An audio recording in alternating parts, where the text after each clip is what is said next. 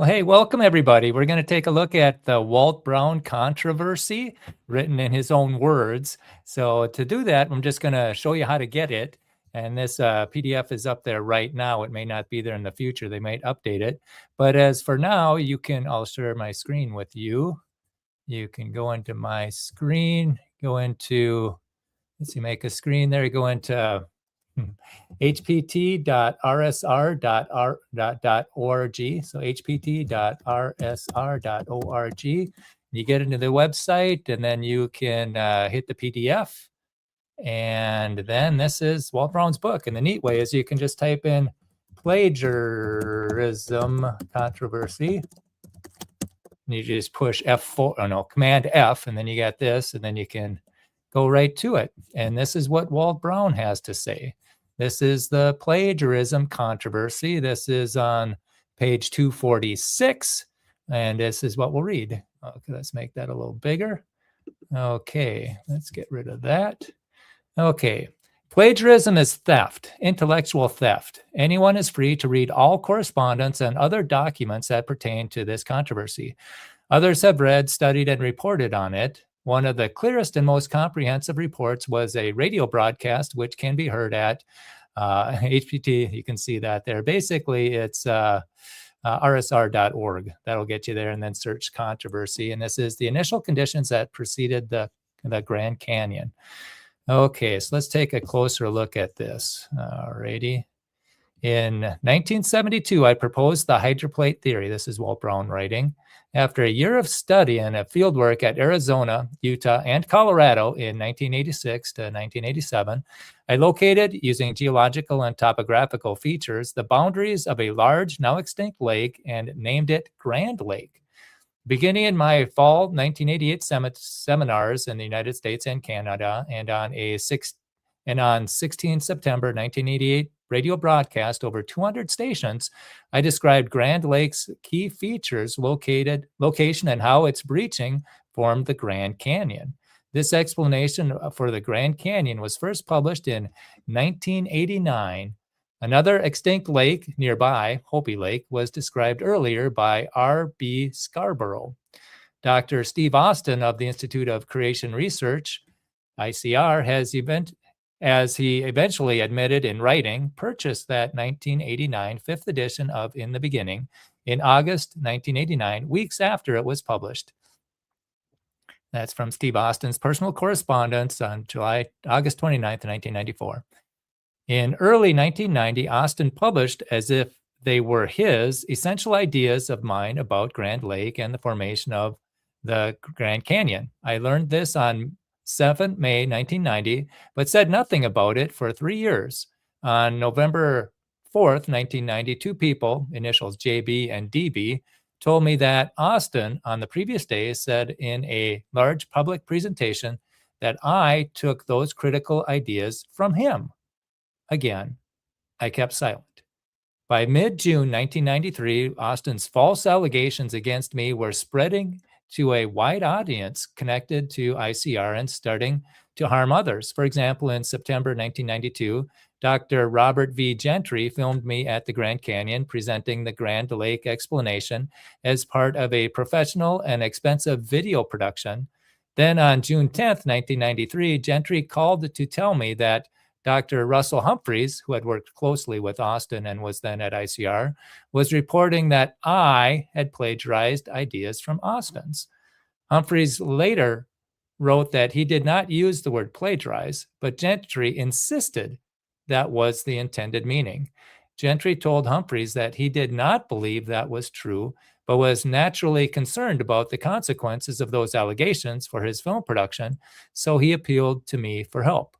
I then realized I had to address the issue. By way of background, the geologists have known since at least 1861 that canyons can be catastrophically carved in weeks by water suddenly released by the breaching of a lake's boundary. The discoveries of J. Harlan Brents in 1923 also showed this to generations of undergraduate geology students.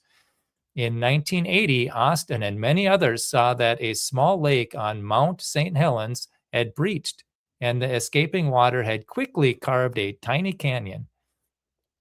In 1985, John H. Whitmore, a student of Austin's, wondered in a term paper if the former Hopi Lake, now a dry lake bed directly east of the Grand Canyon, could have breached the Kaibab Plateau and carved the Grand Canyon.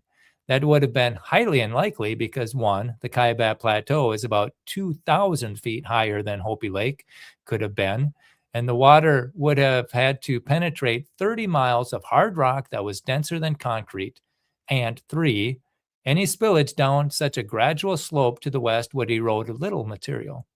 In 1986, Dr. Hedman Holroyd told Austin that if a dam were built across the Colorado River near Grand Canyon Village, a vast lake larger than Hopi and Grand Lake, let's see here, larger than Hopi and Grand Lake combined would form. Holroyd drew his hypothetical lake on a map and noted that if a very long east-west fault had then developed between what are now the north and south rims of the Grand Canyon, the lake's escaping waters might have carved the Grand Canyon. However, no one has found such an east-west fault, and faults in the Grand Canyon region are typically perpendicular to the canyon, not parallel. Furthermore, a canyon that eroded along a fault would not bend or meander as the Grand Canyon does. The discoveries of Newberry and Brent's and speculations of Whitmore and Holroyd led Austin to wonder, in a very tentative way in his writing, as his writings show, if the breaching of Hopi Lake directly east of the Grand Canyon had carved the Grand Canyon. Austin probably knew the serious problems mentioned above that faced any proposal that the breaching of Hopi Lake carved the Grand Canyon. What he did not realize, as his writings exposed, was that a much larger and separate post-flood lake, Grand Lake, was north of Hopi Lake. Austin was unable to produce any spoken or written record showing that he knew before my 1988 radio broadcasts anything about Grand Lake. However, in 1990, he published a map shockingly similar to the one I had published in 1989, showing, as he labeled it, Grand Lake, and giving its elevation 5,700 feet above sea level, just as I had announced in many forums a year earlier in 1988 and published in 1989, along with the boundaries of Grand Lake and its breach point. When Grand Lake breached, the escaping water also caused breaching of the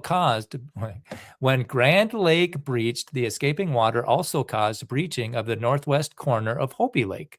The two very visible breach points define the north and south ends of Marble Canyon and explain many of the unusual characteristics described in this chapter. I call the northern breach point where Grand Lake spilled the funnel. Pictures of it are on pages 222 to 226. The southern breach point, where Hopi Lake spilled, is marked by the unique terrain where the Little Colorado River enters the Colorado River. The near simultaneous breaching of both lakes carved the Grand Canyon in weeks and upwarped the Kaibab Plateau via the water balloon effect, explained on page 227. The torrent of water then cut down through the rising Kaibab Plateau. This chapter presents 24 other points of evidence that I gathered in 1988 to 1989 that confirmed the Grand Lake explanation. The chapters, The Hydroplate Theory and Overview, pages 111 to 151, Liquefaction, pages 185 to 213, and Limestone, pages 259 to 265, fit together all the pieces of the puzzle. What produced all the sediments, layered the strata, and sorted the fossils? What cemented the rocks so uniformly? Why does the Grand Canyon expose so much limestone? How was limestone produced? What raised the Kaibab Plateau? And how could the Colorado River flow through it? What forces, energy, and mechanisms buckled the Rocky Mountains and lifted the Colorado Plateau so high? The Grand Canyon would not exist if the Colorado Plateau had not first rapidly risen more than a mile above sea level and lifted Grand and Hopi Lakes. Large lakes rarely form at such high elevations, where rainfall is rare and evaporation is rapid. If the Grand Canyon is a consequence of a global flood, where did all the flood water come from? And where did all the dirt and water go? Centuries after the flood, there were Centuries after the flood, was there enough water to transport 2,800 cubic miles of dirt? And where is it today? Attempts to explain the Grand Canyon without first answering these broader questions is incomplete. Of course, any explanation that is not accompanied by definite predictions is weak science. The breach dam explanation requires the hydroplate theory to explain many important details. After pondering Robert Gentry's appeal for me to respond to Humphrey's false allegations, I realized that I needed to go to the source of these spreading the accusations that I stole Austin's ideas.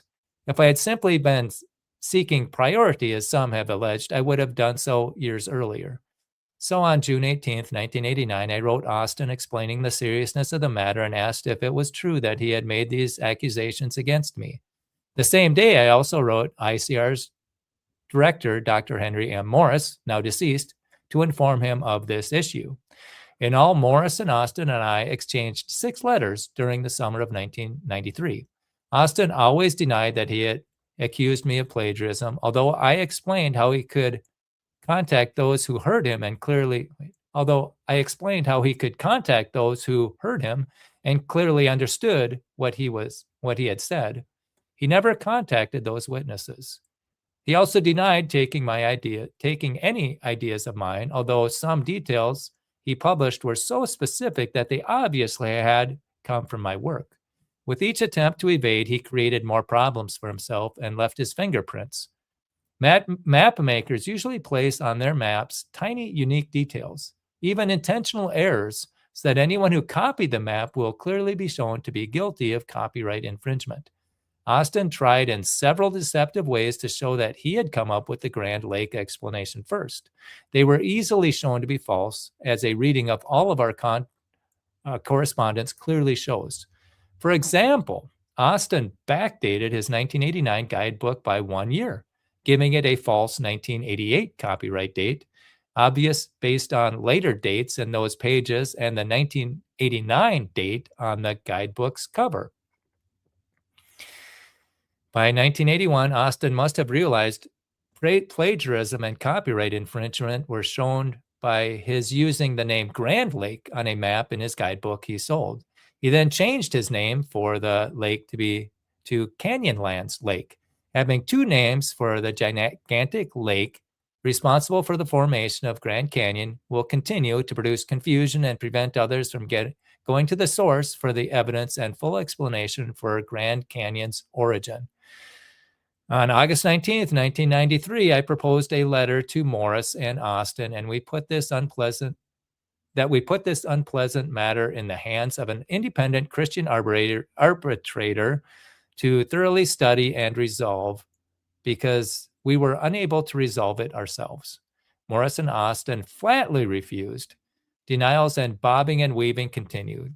Finally, after exchanging 13 more letters, I told Morris and Austin if they did not allow this matter to be arbitrated, so it would not create further dissension, confusion, and accusations against my associates and me, I would make the issue public. They reluctantly agreed, but in various ways thwarted all efforts to seek arbitration. For example, after consulting with their lawyer, and only 4 days before the arbitration was to take place, they backed out of their written agreement to arbitrate and announced that they would participate only in non-binding mediation. Arbitration is binding. After months of effort and having finally reached agreement on the time, place, and arbitrator, I felt betrayed.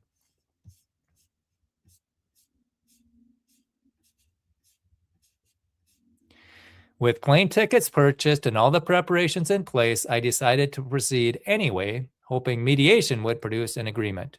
Mediation occurred on June 21st, 1994. However, by September 28th, 1994, Austin had clearly broken even the agreement we signed at the mediation as a reading of our correspondence will show. I also wrote everyone involved, including Henry Morris and each member of ICR's board of directors, that Austin had broken the agreement. ICR's misinformation is still being spread. Therefore, to answer questions from those hearing this misinformation, the entire matter will be placed on the table for anyone to examine. People can reach their own conclusions. Notice I followed the procedure laid out in Matthew 18, 15 to 17. First, privately speaking to the parties you believe acted wrongly. Second, if he denies the allegations, present one or two witnesses to verify the allegations. Third, if that does not produce change, tell the church. I am now telling the church. The body of believers, anyone wishing to receive a free CD containing all correspondence and writings between Morris, Austin, and me, can simply mail a stamped self-addressed CD mailer containing a blank CD-ROM and case to that address. And I think you could probably even get it. I think some may have asked why Austin and I never worked together. My first attempt let's back up here. Okay, back to the CD-ROM and case to CSC 5612 North 12th Place, Phoenix, Arizona 85016. Okay, and I think this might be available. I think they're all linked in Pastor Lee's summary, executive summary that you can see at rsr.org. I think it links to all the correspondence. You won't even have to mail them. Okay. Some have asked why Austin and I never worked together. My first attempt toward that end was in the summer of 1976. I flew to ICR in San Diego in part to meet Stuart E. Nevins. At the time, I did not know that Austin had been writing under the fictitious name to conceal from evolutionists and the academic community his identity. As a creationist, at lunch with Dr. Morris, I said that I would like to meet Stuart Nevins. Morris, hiding the true situation, simply said that Nevins was out of town. In 1990, I flew to San Diego for a series of meetings with ICR's leadership. In an informal gathering, some asked me to explain the hydroplate theory to the group. I declined, saying that I could not explain it in the brief time available. The group urged me to do so. Again, I declined. Austin then walked in and also urged me to explain it, saying that he knew all the ideas about the flood and would quickly recognize. Again, I declined. Austin then walked in and also urged me to explain it, saying that he knew all the ideas about the flood and would quickly recognize what I had in mind. I began, but completed only a few sentences when Austin interrupted to tell the group a related story. A minute or two later, he excused himself to catch his ride home. Our gathering then dispersed. In March 1981, a friend of Austin's, initials TM, had just attended the first of 200 full-day seminars. The first of 200 full-day seminars I conducted between 1981 and 1999 in the United States and Canada. He called Austin to urge him to learn about the hydroplate theory. Austin's response was simply, "I wish these non-geologists would stay out of our business." Later, I twice related this to Austin, but heard no denial or retraction, only silence and a blank stare. Since 1984, false comments, derogatory letters, and negative innuendos about me have periodically come from ICR. Most recently, some at ICR have written that the hydroplate theory is laughable.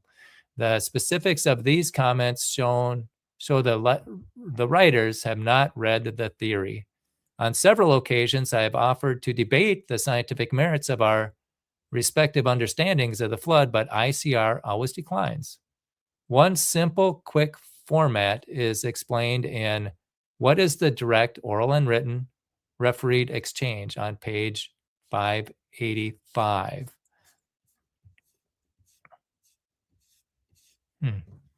Okay, that might be it. Yeah, that's what he has to write. And they're still not stepping up to the microphone. Let's see. Let me go to the StreamYard. We'll remove this. Okay, I hope you could hear that all right. But yeah, that's the situation. That by the copyright on that book was 2019, so that's 6 years ago. And hopefully the book gets out finally. But yeah, this is available at hpt.rsr.org, and you can download it for free. Walt was not in it to make money. He was in it to, get science, let science advance. He would be nothing would make him happier as if the creation movement would win and he could go play golf. But he has since gone to be with the Lord. And so the fight continues. And I think this is one of the issues that's keeping the hydroplate from being brought into the mainstream or even being recognized in creation organizations. It's a theory that's making accurate predictions. It should be being used, but I think this controversy is keeping it hidden. And so we want to bring it into the daylight. Daylight's the best disinfectant. And so then it can be dealt with, and then science can advance. And they're still not stepping up to the microphone. We've tried to have a HPT, CPT roundtable discussion with the experts, and they've declined repeatedly. And if you want to see some of the emails that have been flying back and forth, I did a talk called Jousting Flood Models. And you can see that at Solidify Your Faith on YouTube. You'll have to search jousting because it's not very readily available. It's hidden in there. Well, you can find it, but it's a lot easier. Just search it. And so you can see some of the emails, and a CPT expert, he says, HPT proponents are part of a satanic assault. And so it's like my response was, if that's the case, well, then step up to the microphone and end this satanic assault once and for all. But he did not do that. So this is what Walt Brown had to say about the controversy. And so it's something that we should know. And hopefully, and also what he also wanted was when people publish their theories, before they get published, they should have a list of predictions that go along with their theory.